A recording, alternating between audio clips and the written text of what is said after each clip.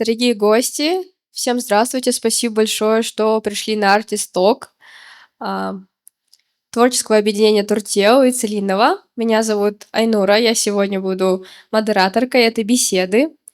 Давайте я представлю сначала наших дизайнеров. Получается, рядом со мной сидит Асем Сапаргали, Расул Социал, Алмаз Керимбек и Абзал Сидин. Сегодня ребята расскажут о своем творчестве, о своем вдохновении и о процессе создания костюмов перформанса Барса Кельмес, который представлен тут в современном центре культуры Целинный. Давайте начнем. И в конце, если у вас будут вопросы, обязательно задавайте их, не стесняйтесь, мы будем рады ответить. Также хочу сказать, что у нас заявлено сегодня 2 языка, это русский и казахский. Получается, наши участники будут рассказывать на том языке, на котором им будет комфортно. Я буду задавать вопросы на русском языке. Если вам будет что-то непонятно, обязательно не стесняйтесь. Можете поднять руку и уточнить, если что-то будет непонятно.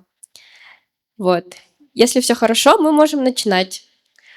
Сначала я бы хотела, чтобы ребята рассказали вообще о своем творческом объединении Туртеу, как оно появилось и какая у него главная миссия.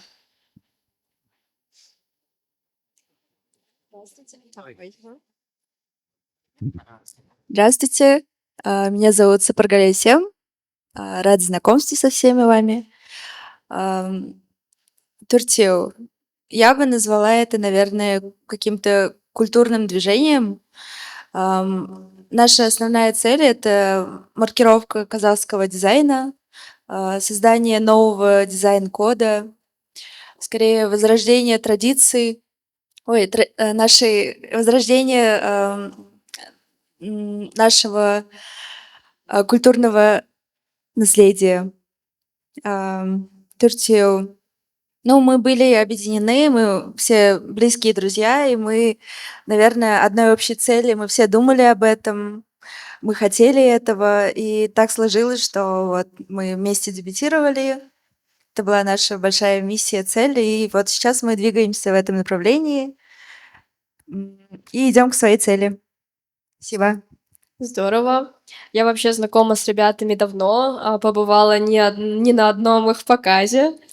И сейчас хотела бы уточнить насчет того, что вообще такое Барса Кельмес. То есть Барса Кельмес — это перформанс, который был показан и представлен в Целино в начале сентября. Но также сейчас вы можете пройти в основной зал и также посмотреть на костюмы, которые создали ребята для этого проекта. И сейчас я хотела бы, чтобы ребята рассказали побольше, что такое Барса Кельмес, о чем он, и как они решились создать костюмы для этого проекта. Баршаларыңа сәлем, менің есімім Расул. Менде осы төртеу комьюнитінің бір дизайнер болып келемін. Жалпы Барса Кельмес біз үшін бір жаңалық болды. Қателеспесем, осы жылдың басында бізге осындай ұсыныс түсті. Осы проектті қолға алу, бір-біріміздің арамызда ақылдаса келе, осы костюмдерді жасауға келістік. Себебі біз үшін жалпы тек қана сән әлемі ғана емес, театрда, кинода жақын. Себебі әрқайсымыз әртүрлі өзімізге тән бір, қалай айтса болады, стиліміз бар. Әркім, мысалы, мен өзім айта кететін болсам, мен жалпы мамандығым художник по костюмам. Жалпы осы жүрген өнер академиясының түлегі болып келем. Сол Әсемде бәріміз бірге оқыдық сол универде. Жалпы Барса Кельместі проект ретінде естігеннен кейін біздер қобалжып, оған қалай болады екен деген ойлар болды. Енді ол біз үшін алғашқы жасап тұрған жұмысымыз болды. Осындай перформанста әртістермен жұмыс жасау. жалпы барса келмес ол Арал теңізінің суын тартылып қалғандығы туралы, жалпы қасиеттер туралы әркімнің, әртістің образын жеке аша білу керек болды. Ең бізді алға қойылған мақсатымыз. Сол сияқты біздер жаймен персонаждарды зерттей келе, жалпы осы тақырыпты түсіне келе, режиссермен бірге отырып, ақылдасып осы костюмдерді жасауға бел будық. Жалпы әртістің, жалпы барса келместі көрген болсаңыздар, әр әртістің өзіне тән бір ерекше қасиеті бар. Ол жерде бишілер де бар, әншілер де бар, музыканттар да бар.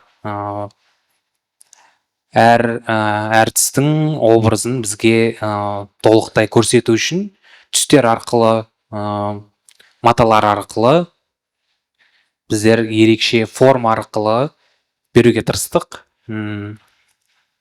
Енді жалпы көрген көрермендерге былай жалпы түсінікті шығар деп ойлаймын. Біз үшін бір керемет опыт болды деп айта аламын. Ұнады бізге жұмыс жасаған. Жалпы Қазақстан сән әлеміне дегенгі, жалпы арт өнерге дегенгі алда қосар үлесіміз көп. Негізі бізде қазір жоспарларда көп, тағы да осындай перформанстар жасаймыз дегенде ойларымыз бар. Спасибо, да, спасибо, Расул. Да, как вы поняли, вообще перформанс Барса Кельмес посвящен экологической теме. Экологической теме об иссыхании Арала. Это я немножко перевожу для тех, кто, возможно, кому было непонятно. Вот. И сейчас хотелось бы спросить именно про ваше вдохновение, кем или чем вы вдохновлялись именно создавая костюмы. Был ли у вас какой-то образ в голове, да, возможно, вы вдохновлялись помимо какими-то историческими персонажами, может быть, вы вдохновлялись именно дизайнерами, потому что костюм — это не только история какого-то определенного персонажа и человека, костюм — это еще и форма. А форма может меняться, она может преобразоваться со временем. Может быть, были костюмы, которыми вы вдохновились, но как-то преобразовали их форму на современный лад. Можете, пожалуйста, про ваше вдохновение рассказать?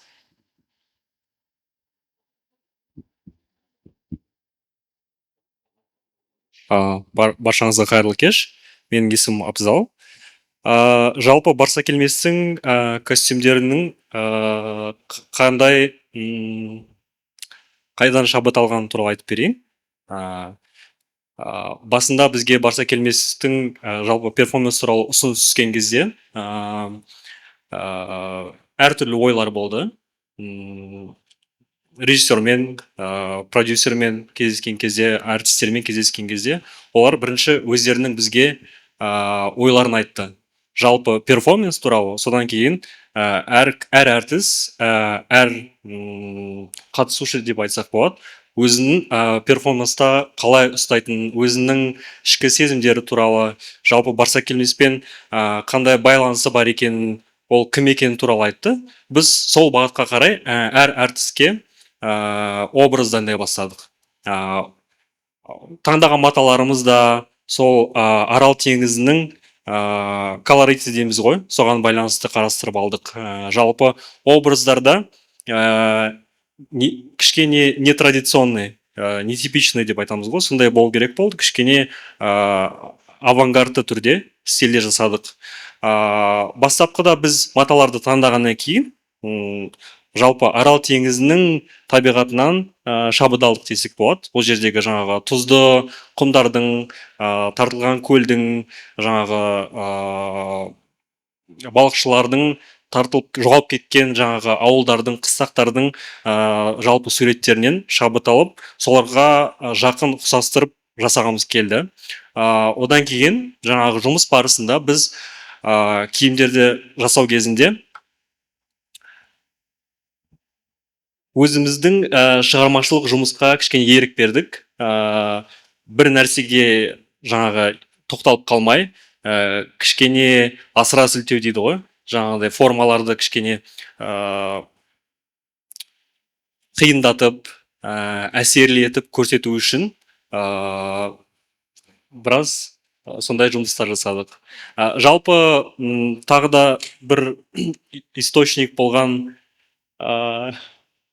Да, может, расскажете? То есть Абзал сейчас говорит про то, что они очень сильно вдохновлялись природой. Да, То да. есть именно теми экологическими условиями, то есть теми ближайшими аулами, даже песком, цветом каких-то пейзажей, да? Да, да, да. Вот, а сейчас Ну, в целом можно сказать, что на самом деле изначально, ну, как бы наша цель была показать именно казахскую культуру, то есть мы исходили из традиционных костюмов, а потом начали это стилизовать под животный мир, под, можно сказать, природный, да, растительный мир.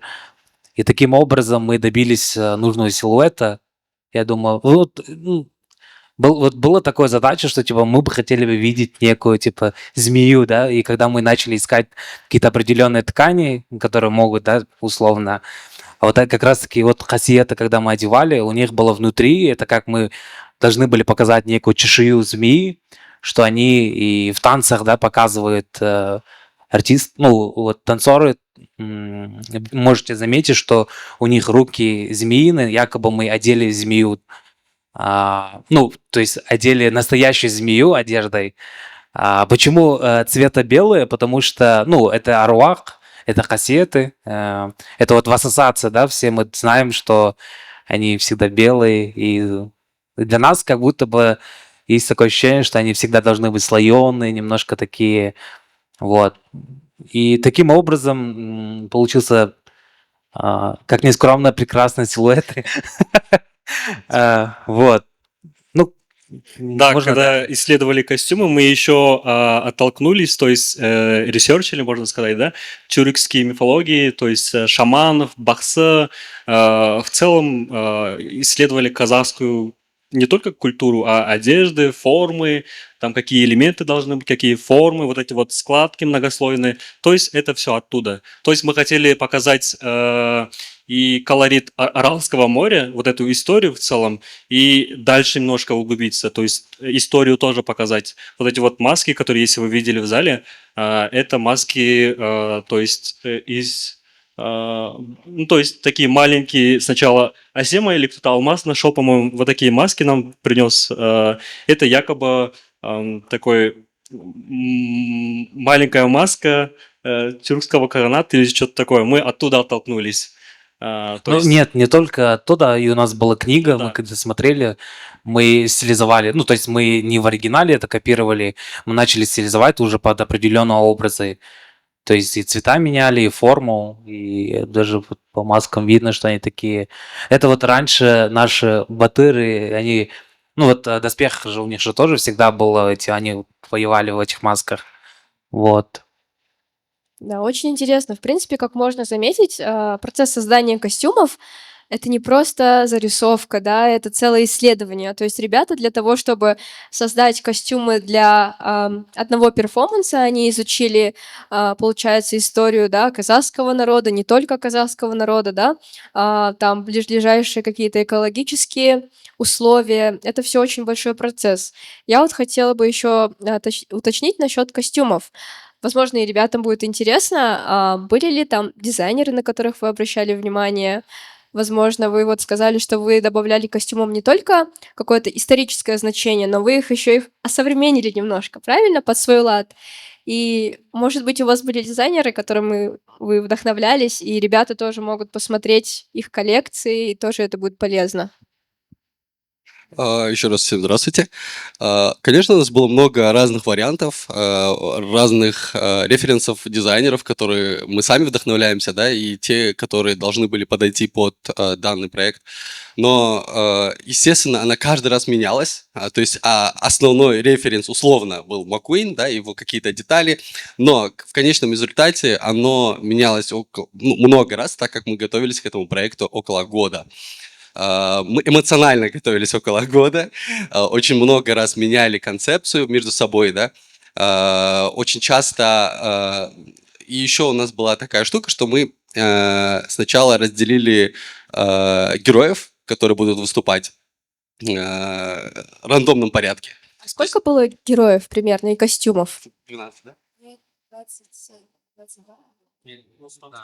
С танцором вместе было 22 костюма, и мы их поделили в таком рандомном порядке. То есть сначала мы не знали, какой персонаж попадется нам, и исследуя персонажа, под него мы подбирали референс. Например, я делал костюм Зире.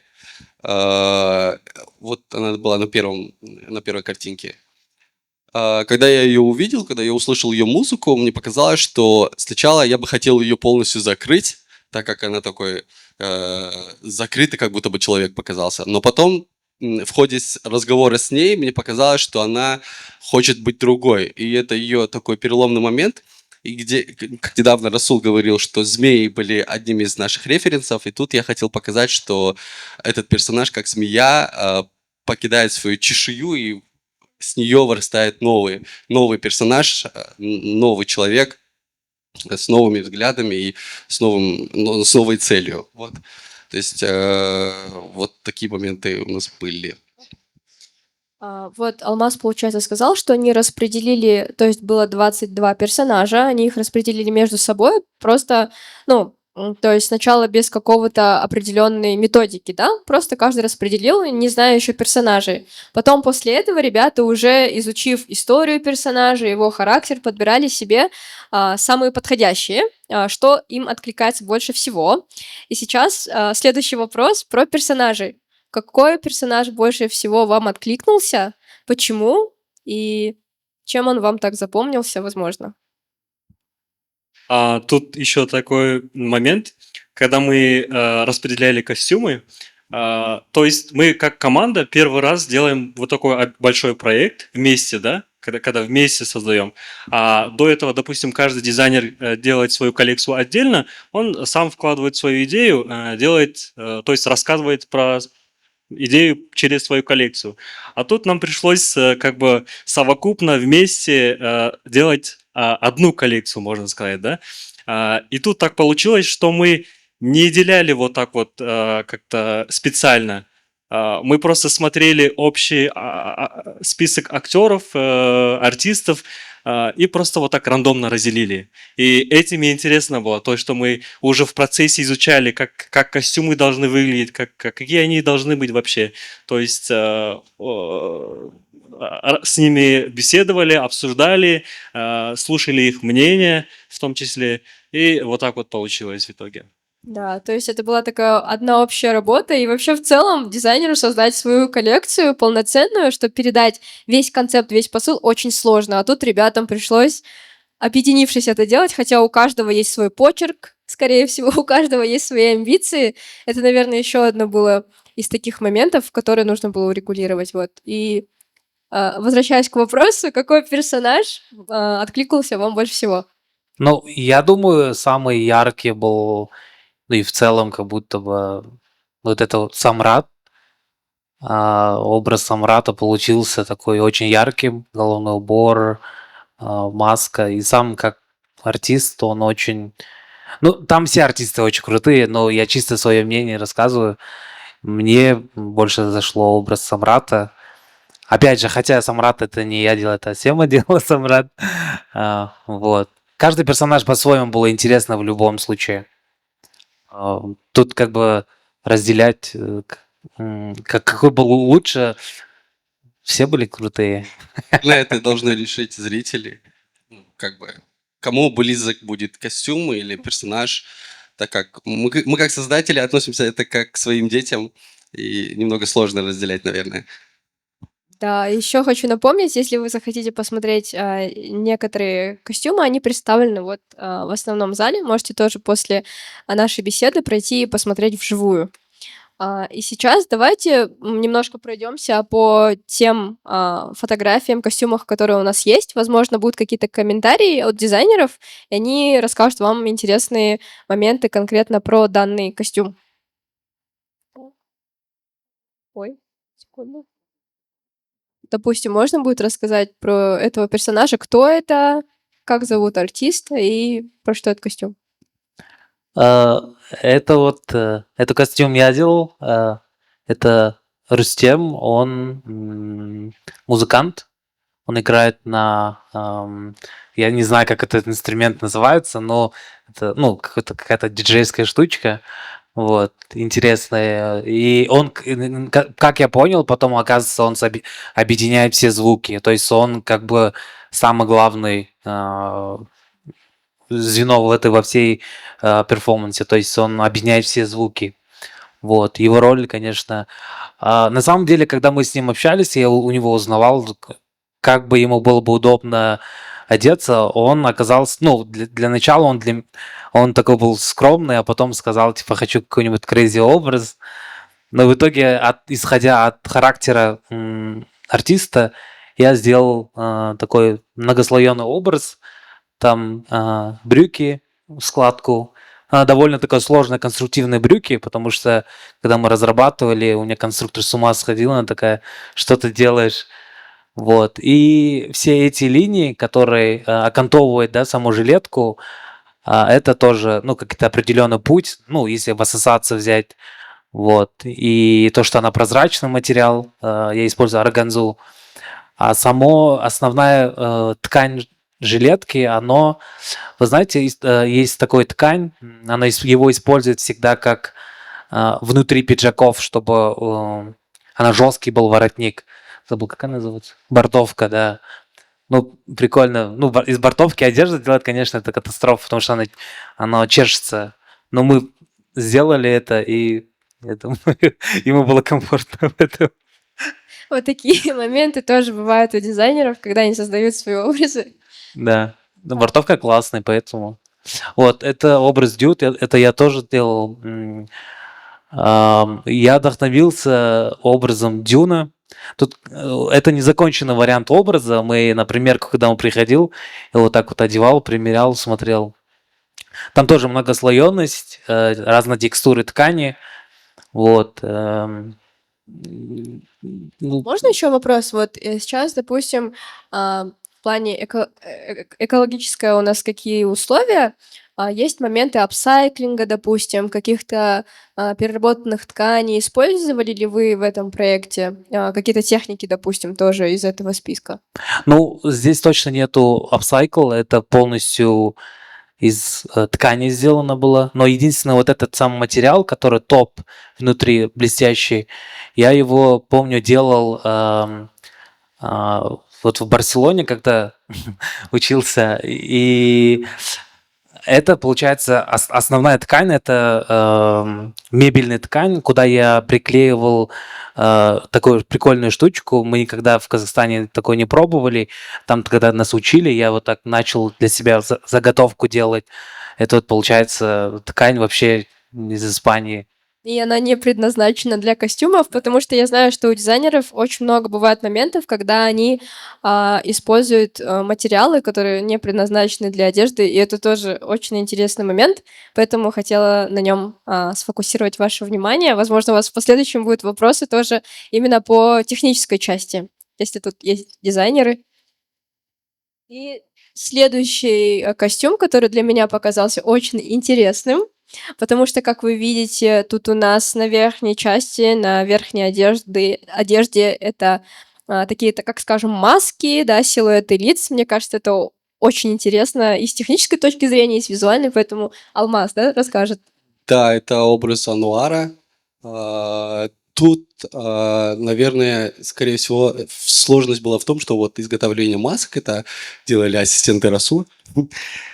И но в целом, когда мы общались вместе с Ануаром и хотелось показать его, у него такое настроение было, и как будто бы я не могу выразить это грамотно словами, но, скорее всего, это ощущение этого персонажа, как он рассказывает про себя, и этот рассказ хотелось бы показать через костюм. Вот. Естественно, он выбрал черный цвет. Я не хотел его делать полностью черным. Мне хотелось добавить туда цвета. И вот, я думаю, получилось вот что-то вот такое. Здорово, тоже очень интересно. Вот конкретно этот костюм мое внимание как-то привлек, поэтому я решила про него дополнительно уточнить. Так, пойдем. Это тоже образ алмаза тоже можно. Тут мы видим вроде бы необычную покраску ткани, да, вроде бы? Да, это был Кобш Коза. И здесь он, так как он не самый главный персонаж, то есть на нем не такой большой акцент, и хотелось бы его, опять же, вот в природных цветах показать. И покрас, конечно, это тоже такая фактура, которую нам нравится делать постоянно. Я особенно люблю вкрасить ткань. Вот. И в целом хотелось сделать для начала, чтобы это удобно было для артиста. И вот такой вот образ. Ну, то есть тоже тут с технической точки зрения мы видим то, что ребята не просто берут готовую ткань и из нее делают, они находят разные вариации. Допустим, мы здесь уже видели мебельную ткань, мы видели ткань, которая вручную была покрашена, тоже специально для перформанса. Вот, и хотелось бы тоже ваше внимание на этом заострить. То, что для таких проектов ребята действительно создают новые формы, возможно, даже новые ткани. Это очень интересно. Здесь мы видим еще один костюм, и очень интересный ворот, да, так скажем. Мне кажется, это очень сложно в исполнении, именно техническом, поэтому Асем сейчас нам расскажет. Это костюм Саадет Тургос.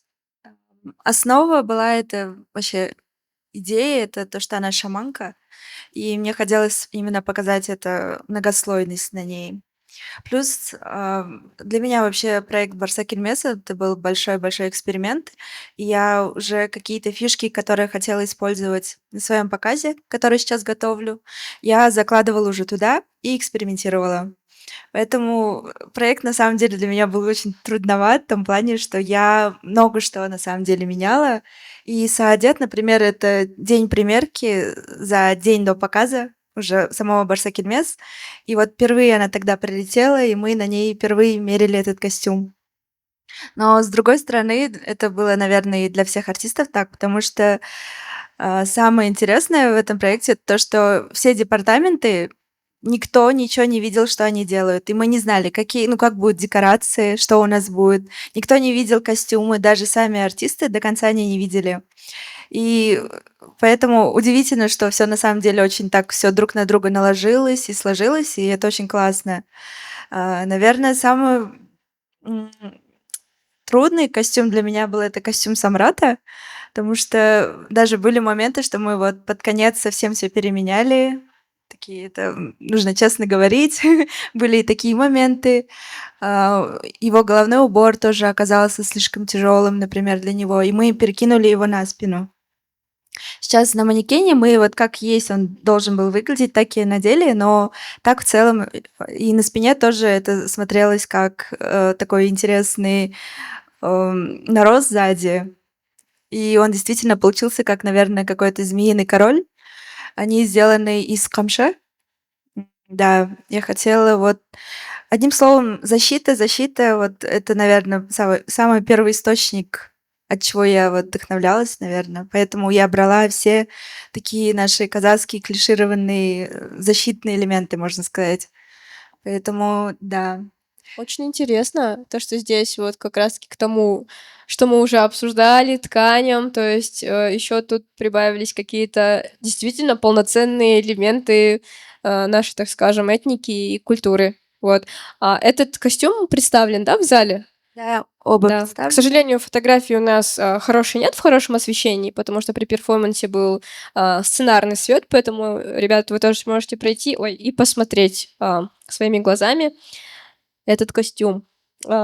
Также здесь вот костюм Асем. Это костюм Шайкос. Она бас-гитаристка, очень крутая, и мы с ней до этого тоже были знакомы. И, в принципе, я абсолютно понимала весь ее характер, ее ауру, поэтому ее костюм дался мне довольно легко. И это тоже так и было, что она вот условно пришла на примерку, да, вот финальную, впервые увидела свой костюм. Она в восторге, я в восторге, и все, мы разошлись. Это было вот так. В целом, это вот единственный такой, наверное, беспроблемный костюм был для меня. Остальные костюмы, конечно, были еще такие моменты, что они очень тяжелые. И удивительно, как они могли так спокойно танцевать и выступать, артисты, поэтому большое уважение им. Да, на самом деле сам весь перформанс — это, так скажем, коллаборация абсолютно разных, направлений. То есть тут были и музыканты, так как казак инди, да, то есть тут были и танцоры, и искусство именно дизайнеров в плане костюмов. То есть все было. То есть, допустим, постановщики сценарные — это одна большая коллаборация многих людей. И, как сказали ребята, это такие рабочие моменты, когда не все в процессе понятно. То есть, обычно все становится понятно, когда все вот эти вот, стороны, они соединяются воедино. То есть тут через, каждое направление нужно передать, один посыл, чтобы зритель его понял. А, на этом тоже хотелось бы сфокусировать ваше внимание, то, что это большая работа большой команды. Вот, и здесь у нас все, так скажем, соединилось и, слилось воедино. Вот. В принципе, насчет костюмов, насчет самой идеи перформанса мы вкратце рассказали, потому что, мне кажется, про это можно говорить очень долго. Это большой трудоемкий процесс, но ребята тут немножко, так скажем, поскромничали. Вот, и, да, рассказали об этом вкратце. Поэтому давайте начнем, так скажем, нашу сессию вопросов и ответов. Очень будем ждать ваши вопросы дизайнерам.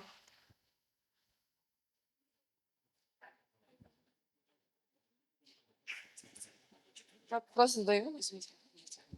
Здравствуйте, меня зовут Нурай, я первокурсница Алмаю по области бизнеса, и я хотела бы задать вопрос дизайнерам. Как вы собираетесь выходить на международный уровень, если вас финансируют, допустим, какие-то Барсакельмес и так далее? Я бы хотела, чтобы вы выделялись отдельно, и какую историю вы брали, когда делали Барсакельмес? То есть на какого делали ориентир, так как до этого экологические проблемы только затрагивал Микроник бренд. И сейчас острые темы экологии, но Барсакельмес это даже больше как мифология. Как вы считаете?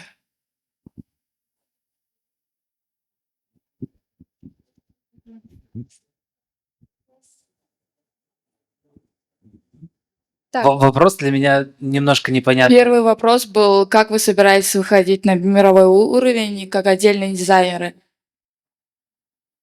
М, Блин, на самом деле многие наши знакомые из сферы моды все говорят, что вам надо выйти в Париж, Милан, Лондон. Но самая большая цель нашей четверки Туртил это заключается в том, чтобы не оттуда, да, прийти уже популярным, а сделать в Казахстане очень крутой проект, и чтобы заграничные люди из сферы моды замечали нас и задавались вопросом, где это происходит. Поэтому самая большая цель поднимать уровень казахской моды, именно находясь в Казахстане, а потом уже за границей. То есть я уверен, что если сделаем здесь очень круто, то можно смело выходить уже за границы. То есть, типа, да, есть цель, но как бы наша боль менять культуру, вот, и вообще поменять отношение к моде.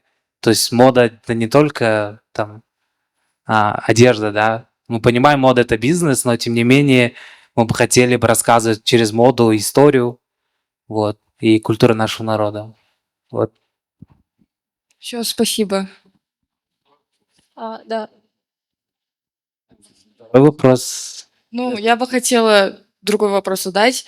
Все-таки модная индустрия это та среда, где больше всего расходуются материалы и так далее. Это показатель того, что богатой элите используют какие-то средства и походят на показы.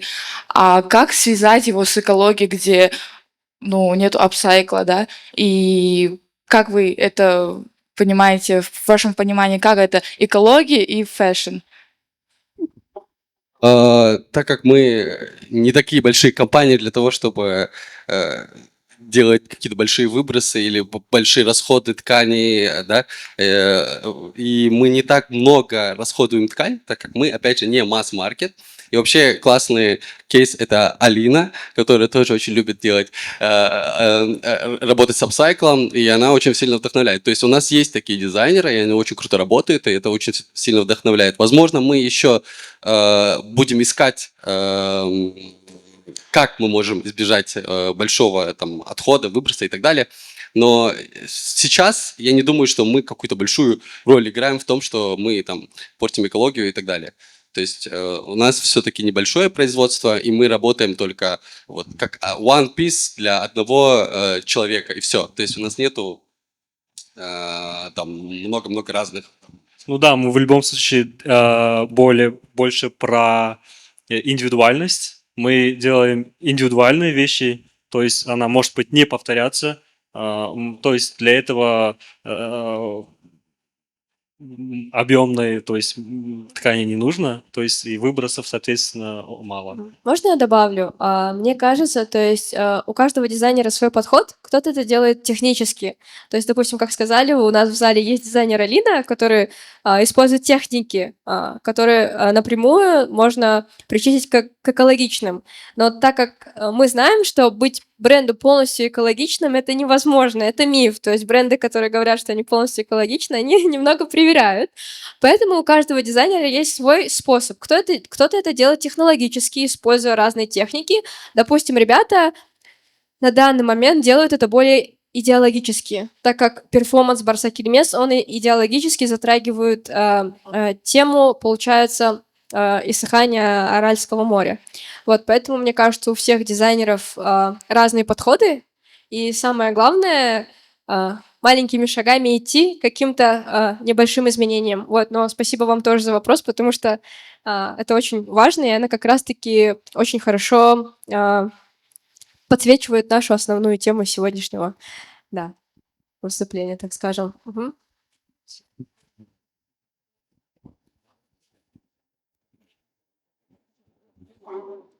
Хайрлы күн.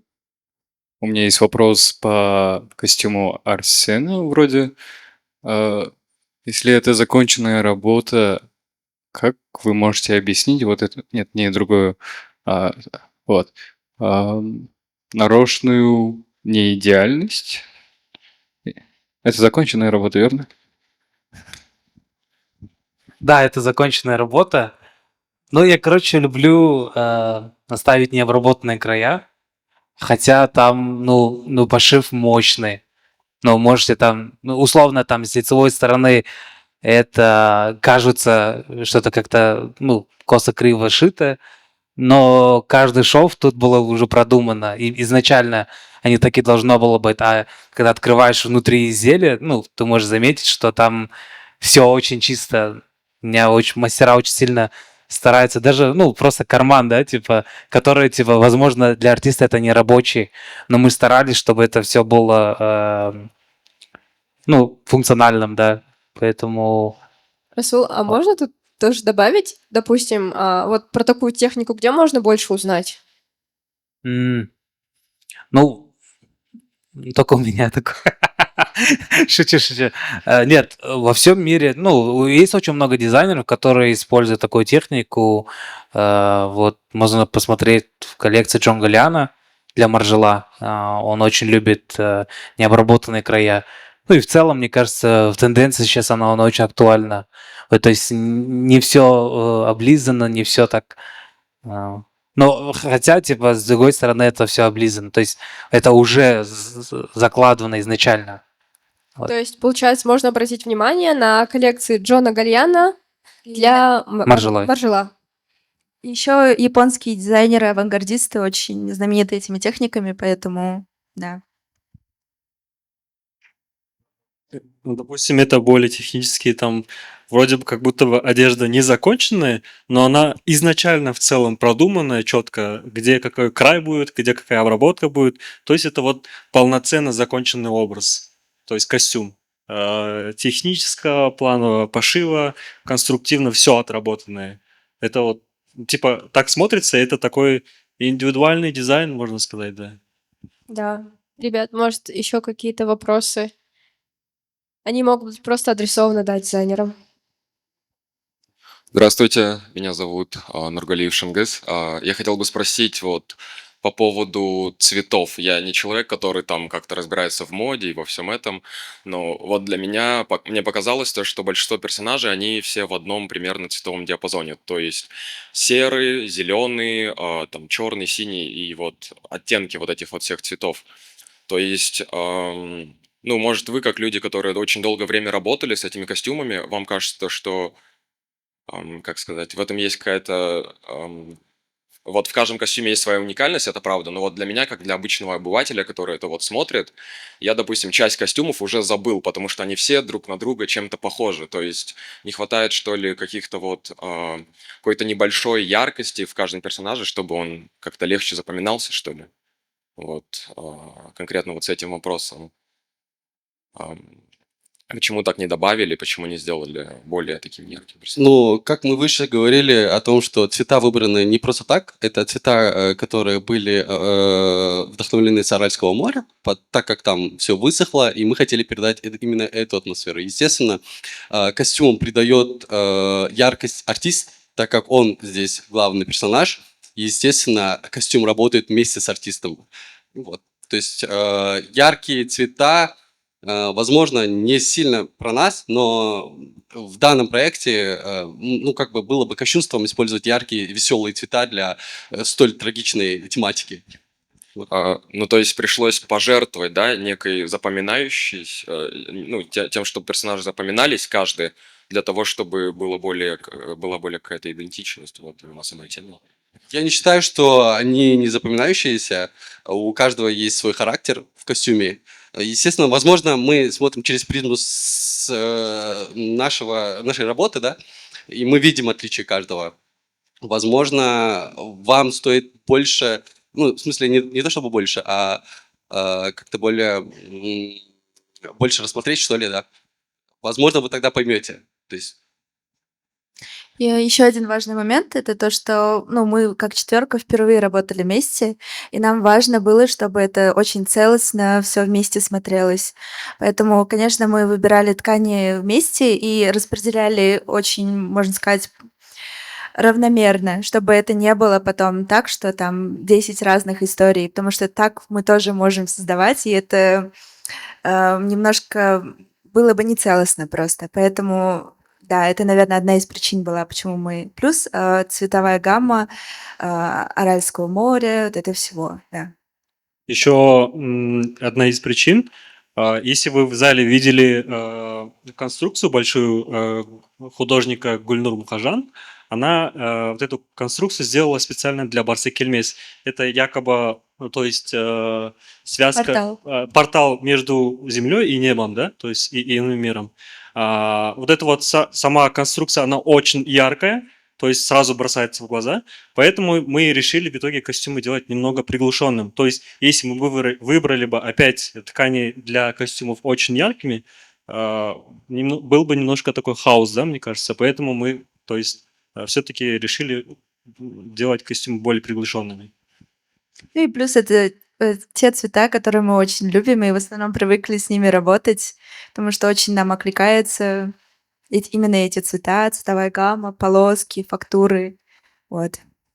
Я тут еще хотела бы добавить, что это перформанс, и это коллаборация нескольких, так скажем, направлений искусства, да? Музыка, танец и костюм.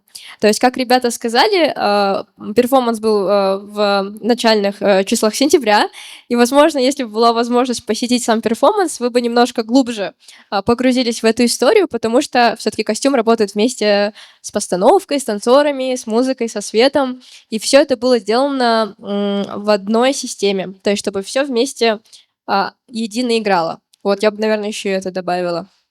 Вот. Надеюсь, мы ответили на ваш вопрос. Да, окей, спасибо.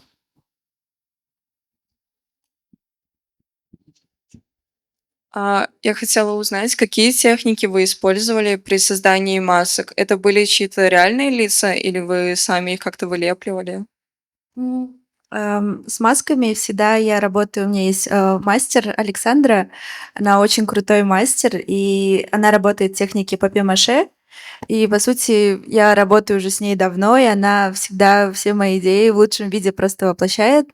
И да, тут везде техника папье-маше, и после поверху идет краска уже. А сами маски — это, наверное, например, если это маска, то это маска воина, смешанная еще с балбалтасами, поэтому, и все остальные — это тоже наши какие-то тюркские маски.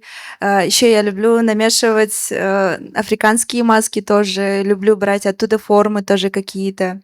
Плюс это вот, наши старые, посуда, которая найдена там условно во время там тюркского каганата, да, вот. И вот именно посудой тоже вдохновлялись. Например, если вы видели вот у Самрата, у него вот такой, как да, вытянутые губы. Это тоже мне показалось, что в этом есть и какой-то как будто, это лицо, которое постоянно готово, петь, создавать. Не знаю, в нем есть и какая-то легкая сатира, и плюс мне казалось, что это тоже отображает очень, саму суть Самрата тоже, потому что это человек, который, постоянный хамелеон для меня, который постоянно меняется, и, вот. Поэтому вот такие маски были, и у Асаадет тоже. Вот. Мы ответили на ваш вопрос?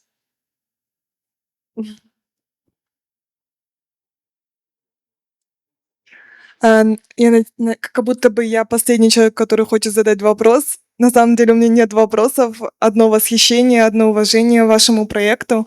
Очень обожаю ваше творчество. К сожалению, не смогла прийти на сам перформанс. Вот прибежала сюда, чтобы вживую посмотреть на ваши костюмы.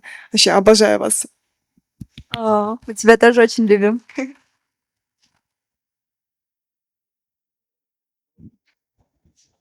Ребят, есть вопросы еще? Может быть, просто Здравствуйте. Я хотел бы просто узнать, какие дальше планы на эти костюмы конкретно, что с ними дальше будет. Ну, то есть вот сейчас они выставляются здесь для всеобщего обозрения, для людей, которые не смогли присутствовать на перформансе. Возможно, что с ними будет дальше? Это, ну, как бы проект изначально Казах Инди совместно с Целинного, поэтому костюмы остаются у них. Ну, будущая история и в их руках, можно сказать. Возможно, они планируют где-то высыпать еще. То есть это не точно одноразовый проект был, то есть еще будет показываться. мы ответили.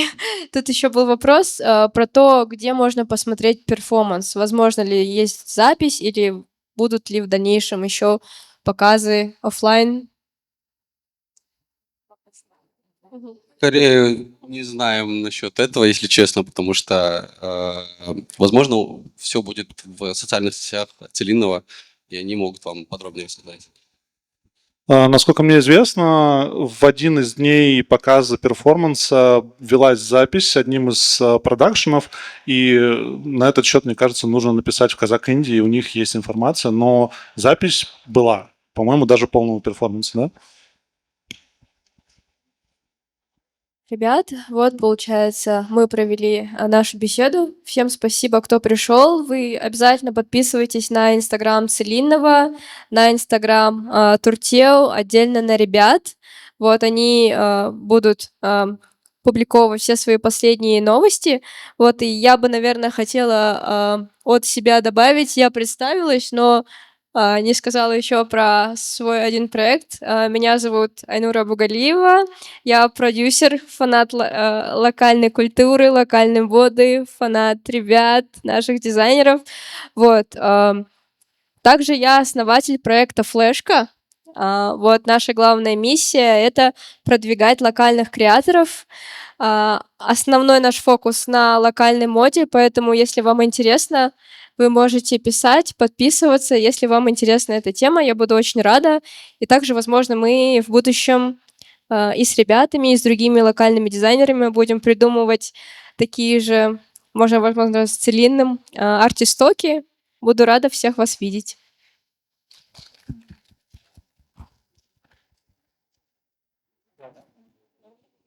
Думаю, Всё, да. спасибо большое. Благодарим всех за внимание. Очень рады были с вами поговорить и рассказать о костюмах. До свидания.